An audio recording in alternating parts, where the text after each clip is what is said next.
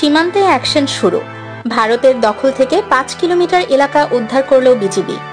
Border guard বাংলাদেশের বিজিবির সৈনিকদের সীমান্তবর্তী প্রতিপক্ষকে কোনো অবস্থাতেই পিঠ না দেখানোর আহ্বান জানিয়েছিলেন স্বরাষ্ট্র উপদেষ্টা লেফটেন্যান্ট জেনারেল অবসর মোহাম্মদ জাহাঙ্গীর আলম চৌধুরী। এরপর থেকেই সীমান্তে শুরু হয়ে গেছে অ্যাকশন। ঝিনাইদহের মহেশপুর উপজেলার মাটিলা সীমান্তে বিএসএফ এর দখলে থাকা প্রায় 5 কিলোমিটার কোদলা নদীর অংশবিশেষ অবমুক্ত করে নিজেদের দখলদারিত্ব প্রতিষ্ঠা করেছে বিজিবি।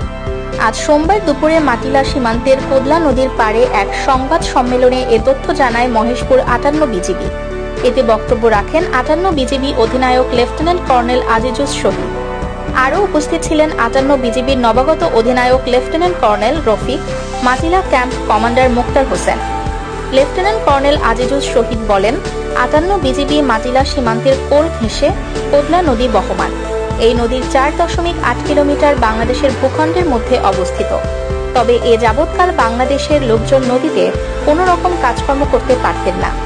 মাছ ধরা কিংবা প্রয়োজনীয় কাজ করতে দিলে বাধা দেওয়া হতো।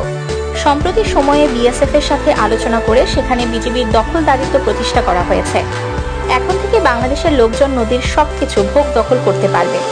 সংবাদ সম্মেলন শেষে গণমাধ্যম কর্মীদের নদীর ধারে নিয়ে যাওয়া হয়। সেখানে দেখা যায় মাটিলা গ্রামের অনেকেই নদীতে মাছ ধরছে এবং অনেকেই গোসল করছে। কোদলা নদীতে বাংলাদেশের দখল প্রতিষ্ঠা হওয়ায় উচ্ছ্বাস প্রকাশ করছেন স্থানীয়রা। স্থানীয় কৃষক আলমগীর বলেন, এখন থেকে নদীর ধারে নিয়মিত মাছ ধরা যাবে ও নিত্যদিনের কাজকর্ম করা যাবে। আগে বিএসএফ নদীতে নামতে দিত না।